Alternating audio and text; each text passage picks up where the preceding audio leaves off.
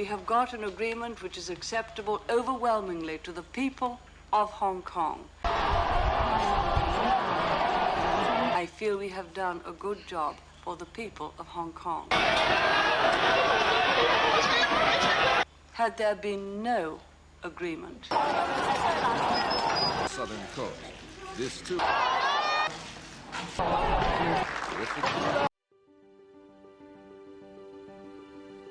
On December 19, 1984, British Prime Minister Margaret Thatcher met with Chinese Premier Zhao Ziyang to discuss the future of Hong Kong. This diplomatic meeting would result in one of Asia's major economic capitals changing nation, but under a fickle and temporary contract. This contract paves the way for China to exert its influence over Hong Kong's economy, politics, and culture. Since the 16th century, Britain has positioned itself as one of the biggest empires in the world, with colonies in North America to Africa to India. British colonies were almost everywhere. In the late 1700s, there was an extremely high demand for Chinese tea and silk, but the British were lacking the required silver to purchase the goods. Their solution to this problem was opium. They grew poppies, turned them into opium, and sold the addictive drug illegally to Chinese citizens. The Chinese government was not happy about the addiction crisis the British were fueling. Chinese officials found the opium, and Lin Zexu burned 20,000 chests of opium in 1839, marking the beginning of the First Opium War. Soon after, two drunken British men killed a Chinese villager. A fight broke out between the Chinese and the British. And in 1840, Britain sent an expeditionary force to China. They landed on modern-day Hong Kong. More British ships arrived at the island and voyaged up the Pearl River. In 1841, Britain attacked Canton, a major trading center in China, and gained control of the land. China attempted to counterattack, but failed, and eventually Nanjing was captured by the British.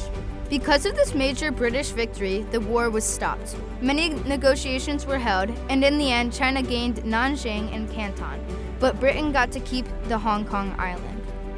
After this, relations continued to be peaceful until 1856, when Britain wanted more trade with China. Britain sailed up the Pearl River and invaded Canton again to legalize opium. This started the Second Opium War. Around 1858, China legalized opium. Still, Britain and France wanted to renew the Tianjin Treaty with China to increase trade. China refused to sign the deal.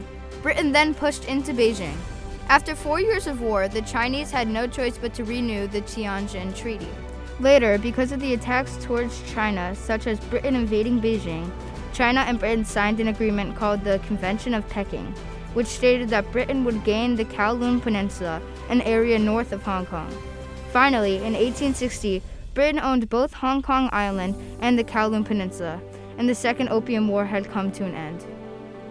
Fast forward a few decades, China and Britain signed a contract named the Second Convention of Peking in 1898, which granted the areas surrounding Hong Kong to Britain. This land was called the New Territories.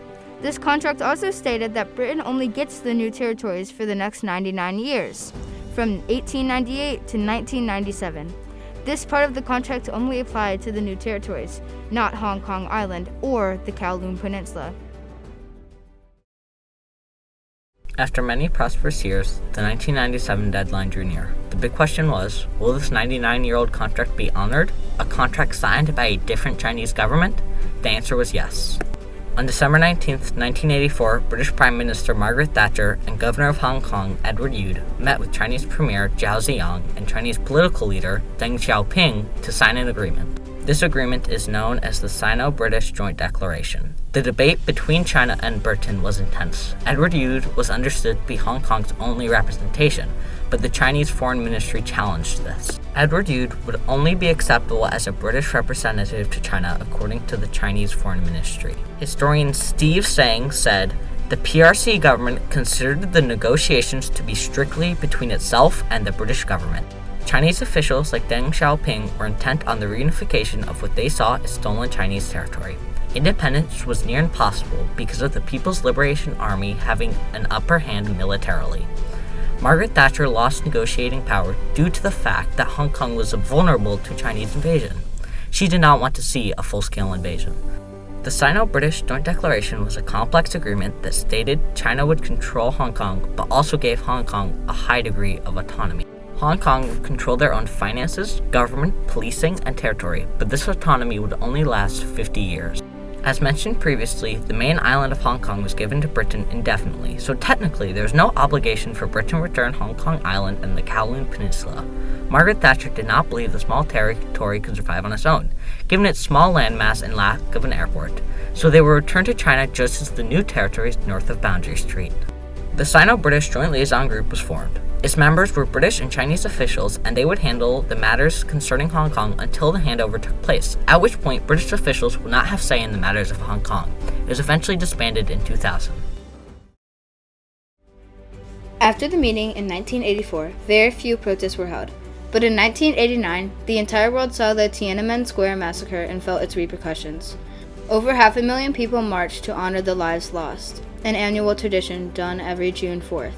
It was a grim look into what so many people thought was Hong Kong's future after 1997.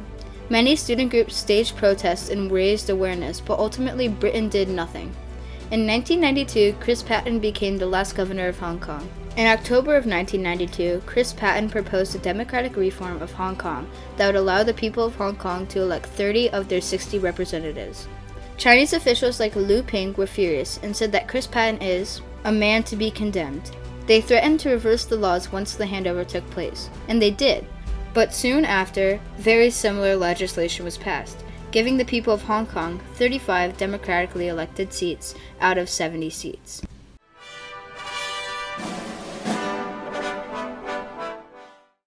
Finally, at 12 p.m. on July 1st, 1997, Hong Kong officially became Chinese territory. This ceremony was attended by many important Chinese and British officials, such as former Prime Minister of the UK, Tony Blair, Prince Charles, and Hong Kong's last governor, Chris Patten. As the sun rose that morning, so did a new era for Hong Kong. A lot has changed since 1997. The population of Hong Kong has increased by over 1 million people. There have been 4 chief executives, and the GDP has increased from $177 billion to about 346. Despite the economic growth, not all of the people of Hong Kong are happy. There have been many protests against what are seen as anti-democracy actions by the Chinese government, and the debate between China and the citizens of Hong Kong has continued. Over the past decades, millions of Hong Kong citizens have marched on the street wanting more freedom from the Chinese government. There have been countless protests for many reasons. One of the first was the march against Article 25, a national security reform. Over 500,000 people went to the streets on July 1st, 2003. They believed it would be used to oppress them and their freedoms. In the end, the bill did not have enough support to pass, proving the power of the citizens of Hong Kong to change politics. The protesting didn't end there. For example, in 2014, the Umbrella Movement fought against the Chinese government having the ability to remove candidates from the ballots. Or in 2016, when thousands of protesters surrounded the government headquarters wanting true independence. This was the first pro-independence protest. The most recent and noticeable protest was in 2019, when on June 9th, approximately 2 million protesters were marching against an extradition bill. They saw it as legalized kidnapping and did not want the persecution of political dissidents. Pro-democracy groups have been fighting in Hong Kong since the handover, and unless major change happens, the debate between the Chinese government, the Hong Kong government, and the people of Hong Kong will most likely continue. When the Sino-British Joint Declaration was signed, it gave Hong Kong 50 years of autonomy after 1997. We are just now seeing the effects of this one country, two systems system.